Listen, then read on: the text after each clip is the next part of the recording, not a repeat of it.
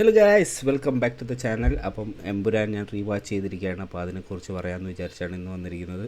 അപ്പം പറയുകയാണെങ്കിൽ പടത്തിന് ആഫ്റ്റർ 24 കട്ട്സ് പടത്തിന് അങ്ങനെ പറയത്തക്ക ഡാമേജസ് ഒന്നുമില്ല. പ്രത്യേകിച്ച് അതിൻ്റെ അകത്തുനിന്ന് മാറ്റമൊന്നുമില്ല. സിനിമയുടെ കണ്ടൻറ്റ് അതേപോലെ തന്നെ ഉണ്ട്.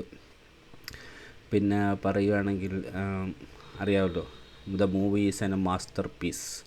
കാരണം അവർ പൃഥ്വിരാജൊക്കെ എന്താണോ ഉദ്ദേശിച്ചത് അതെല്ലാം സംഭവിച്ചുകൊണ്ടിരിക്കുകയാണ്. കാരണം അതിൻ്റെ അകത്ത് പറയുന്ന NIA റെയ്ഡും കാര്യങ്ങളും ഒക്കെ നിങ്ങളെല്ലാം കാണുന്നുണ്ട്. ശ്രീ ഗോപാലൻ ഉൾപ്പെടെ പൃഥ്വിരാജ് ഉൾപ്പെടെ എല്ലാവരും ഇപ്പം അതിൻ്റെ ഒരു എഫക്റ്റിൽ കിടക്കുകയാണ്. ഇപ്പോൾ പലരും പറയും അത് നേരത്തെയുള്ള കേസാണ് പൃഥ്വിരാജിനെതിരെ ഉള്ളത്. അതൊക്കെ ശരിയാണ്. ബട്ട് രാത്രിയിലൊക്കെ പേപ്പർ അയക്കുന്ന ഇവിടെ നേരവേ വൈകിട്ട് 5 മണിക്ക് ശേഷം ഓഫീസ് തുറക്കാത്തവരൊക്കെ രാത്രി അവിടെ നിന്ന് പേപ്പർ അയക്കുക എന്നൊക്കെ പറഞ്ഞാൽ okay, this is an A political issue. അപ്പം അതിനെക്കുറിച്ച് കൂടുതൽ സംസാരിക്കാനൊന്നും താല്പര്യപ്പെടുന്നില്ല. പിന്നെ സിനിമയ്ക്ക് കൊള്ളത്തില്ല എന്ന് പറയുന്നവരെന്താ ഉദ്ദേശിക്കുന്നതെന്ന് എനിക്കറിഞ്ഞൂടാ. അതിനകത്ത് കൂടുതലും മോഹൻലാൽ ഫാൻസ് പറയുന്നത് ഞാൻ കേട്ടിട്ടുണ്ട്. എന്തുകൊണ്ട് ഈ മോഹൻലാൽ ഫാൻസ് എന്ന് പറഞ്ഞ് മോഹൻലാൽ 24 മണിക്കൂറും സ്ക്രീൻ പ്രസൻസ് കാണിക്കണമെന്ന് പറയുന്നത് നടക്കുന്ന കാര്യമല്ല. പിന്നെ ഈ പറയുന്നോട്ട് ആരാണ്ട് പറഞ്ഞോട്ട് മോഹൻലാൽ ഫാൻസ് തന്നെയാണ് മോഹൻലാലിൻ്റെ മൂവീസ് നശിപ്പിക്കുന്നത്. കാരണം എനിക്കിഷ്ടപ്പെട്ട 2 പടം ഉണ്ടായിരുന്നു. ഒന്ന് ഒടിയൻ, ഒന്ന് ലൈക്ക് കുഞ്ഞാലി മരയ്ക്കാർ. അതിൻ്റെ അകത്തൊക്കെ കാരണങ്ങൾ കേട്ട് കഴിഞ്ഞാൽ ഭയങ്കര വിറ്റാണ്. മോഹൻലാൽ മീശ പഠിച്ചിരിക്കുന്നത്.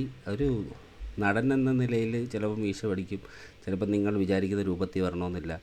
പുള്ളി എടുക്കുന്ന എഫേർട്ടാണ് മൂവി. പുള്ളി അതിൻ്റെ അകത്ത് ആ കഥാപാത്രത്തിനനുസരിച്ച് നല്ല കിടിലമായിട്ട് അഭിനയിച്ചിട്ടുണ്ട്. അതേപോലെ അറബിക്കഥയുടെ മോഹൻലാൽ ഫാൻസിൻ്റെ ആയിട്ട് ഞാൻ സംസാരിച്ചപ്പോൾ ഞാൻ ചോദിച്ചു, അന്ന് പ്രൈമിലോ ഹോട്ട്സ്റ്റാറിലോ എങ്ങാണ്ടായിരുന്നു സിനിമ ഉണ്ടായിരുന്നത്, കൊറോണ ടൈമായിരുന്നു. അപ്പോൾ ഞാൻ കണ്ടിട്ട് ഇതേപോലെ ഒരാഴ്ച ചോദിച്ചപ്പോൾ പറഞ്ഞു, അത് ഞങ്ങൾക്ക് അർജുനെ കൊല്ലുന്നത് ഞങ്ങൾക്ക് ഇഷ്ടപ്പെട്ടില്ല. എടേ, സിനിമയിലെ കഥാപാത്രം അത് നിങ്ങൾ നരനിലും നരസിംഹത്തിലും കണ്ട ഒരു കഥാപാത്രമല്ല. അത് റിയലി അതൊരു ഉണ്ടായൊരു സ്റ്റോറിയാണ്. അതിൻ്റെ അകത്തുണ്ടാകുന്ന കഥകളൊക്കെ ചിലപ്പോൾ കഥാപാത്രങ്ങളെല്ലാവരും 100-ൽ 100 തികഞ്ഞ അമാനുഷിക ശക്തിയുള്ളവരാണെന്നൊന്നും പറയാൻ പറ്റത്തില്ല. അപ്പം അർജുനെ കൊന്നെന്ന് പറഞ്ഞത് അതിൻ്റെ അകത്തെ കുഞ്ഞാലി മരക്കാറാണ് കൊന്നത്, അല്ലാതെ നിങ്ങൾ വിചാരിക്കുന്നതുകൊണ്ട് മോഹൻലാലല്ല കൊന്നത്. അപ്പോൾ സിനിമയായിട്ട് കാണാൻ പറ്റണം. പിന്നെ എനിക്ക് വന്നിരിക്കുന്ന കുറച്ച് കമൻറ്റുകൾ പറയാം.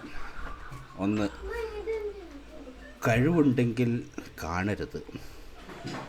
എന്ത് കഴിവുണ്ടെങ്കിലാണ് കാണാൻ പാടില്ലാത്തത്? പിന്നെ കയ്യും കാലും വയ്യാതെ കിടന്നിട്ടാണോ പടത്തിന് വന്നത്? അതിൻ്റെ തൊട്ട് താഴെ ഒരു പുള്ളി വന്നിട്ട് റിപ്ലൈ ചെയ്തിട്ടുണ്ട്, ഇന്ന് ഞാൻ ഈ സിനിമ കാണാൻ പോകുന്നുണ്ട്. നല്ല മറുപടി. അതിന് ഞാൻ പിന്നെ പ്രത്യേകിച്ച് മറുപടിയൊന്നും കൊടുത്തിട്ടില്ല. ഞാൻ ചോദിച്ചായിരുന്നു കവി എന്താ ഉദ്ദേശിച്ചത്, എനിക്ക് മനസ്സിലായില്ല. അതിനും എനിക്ക് വേറൊരു മെസ്സേജ്, എമ്പുരാൻ ഇത്രയ്ക്ക് പൊളിയൊരു പടം ജീവിതത്തിൽ കണ്ടില്ല. ഞാൻ വിചാരിച്ചു പൊളിപ്പടമാണെന്ന്. അതിലേക്ക് ഞാൻ എന്തോ മറുപടി പറയണ്ട. ഇതിൻ്റെ അകത്ത് ഒരു പടം ഒരു കാശിന് കൊള്ളത്തില്ല. ഈ കാശിന് കൊള്ളത്തില്ല, നിങ്ങൾ പടം എങ്ങനെയാണ് കാണുന്നത് എനിക്കറിഞ്ഞുകൂടാ. അപ്പം ഇതിനെക്കുറിച്ച് ഞാൻ കൂടുതലൊന്നും പറയുന്നില്ല. പിന്നെ ഇതിൻ്റെ അകത്ത് ഏറ്റവും വലിയ രസമെന്ന് പറഞ്ഞാൽ നത്തിങ് ഈസ് ദെയർ. സിനിമ സൂപ്പർ പടം. ഇതിൻ്റെ അകത്ത് പുള്ളി പറഞ്ഞിരിക്കുന്നത് ഇംഗ്ലീഷിൻ്റെയും ബോളിവുഡിൻ്റെയൊക്കെ കട്ട് ചെയ്ത് മിക്സ് ചെയ്ത് പേസ്റ്റ് ചെയ്തെന്നൊക്കെ. ഇംഗ്ലീഷിന് ബോളിവുഡിനെ കാട്ടിയൊക്കെ നല്ല പടം തന്നെയാണ്. ഞാൻ എൻ്റെ കൊച്ചിലെ തൊട്ട് ഞാൻ born and brought up in Dubai. അപ്പോൾ ഞാൻ കൂടുതൽ ഇംഗ്ലീഷ് സിനിമയും ഈ അടുത്ത് വരെയും കൂടുതൽ ഞാൻ ഇംഗ്ലീഷ് ഫിലിംസ് മാത്രമേ കാണത്തുള്ളായിരുന്നു. അങ്ങനെയുള്ളത് എനിക്ക് പറയാനുള്ള പൂർണ്ണ സ്വാതന്ത്ര്യമുണ്ട്. കാരണം it was better than Bollywood movies. ഒരു ഹോളിവുഡ് സിനിമയുടെ ലെവലിലെത്തി. ഞാൻ അതിൻ്റെ അകത്ത് പറഞ്ഞോട്ട് 3 ഹെലികോപ്റ്ററിൻ്റെ നേരത്തെ റിവ്യൂ പറഞ്ഞോണ്ട് 3 ഹെലികോപ്റ്ററിൻ്റെ സീനിൻ്റെ അത് പെരുമ്പാവൂരിലെങ്ങാണ്ട് ഈ ഹെലികോപ്റ്റർ എടുക്കുന്നുണ്ടെന്ന് എന്തോ ഒരു ഇൻ്റർവ്യൂവിൽ ഞാനത് കണ്ടു. So actually it is amazing. This movie is an art of work, masterpiece, brilliance. ഈ പടം ആക്ച്വലി എടുത്തിരിക്കുന്ന വേറെ ലെവലാണ്. ഇപ്പോഴുണ്ടാകുന്ന ഇൻസിഡൻസൊക്കെ വെച്ചിട്ട് ഇതിൻ്റെ തേർഡ് പാർട്ട് ഇറക്കാതിരിക്കാനോ അതിൻ്റെ ഈ മൂവി ക്യാരക്ടേഴ്സും ഡയറക്ടേഴ്സും റൈറ്റേഴ്സും തമ്മിൽ ഇഷ്യൂ ഉണ്ടായി അത് 3ാമത്തെ പാർട്ടിനൊരു തടസ്സമുണ്ടാവില്ലെന്നേ എൻ്റെ ആഗ്രഹമുള്ളൂ. അത് actually this movie is a master piece.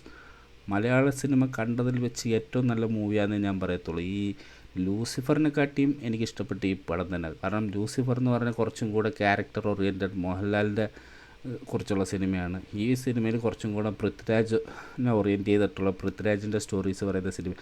But as a movie lover this is an fantastic movie, still rewatchable. ധൈര്യത്തെ പോയി കാണണം. കട്ട് ചെയ്തെന്ന് പറഞ്ഞ് സിനിമയുടെ ഒരു ഗാംഭീര്യം നഷ്ടപ്പെട്ടിട്ടില്ല. സോ പിന്നെ ഞാൻ പറഞ്ഞല്ലോ, മോഹൻലാൽ എന്ന് പറയുന്ന തൊട്ട് നിങ്ങളുടെ കുട്ടി നിങ്ങൾ പറയുന്ന തൊട്ട് പഴയ നാടൻ തല്ലൊക്കെ കൂട്ടിക്ക് കൈലി കൊടുത്ത് വന്ന് അടിക്കുന്ന ഒരു ആ സിസ്റ്റമൊക്കെ പോയി.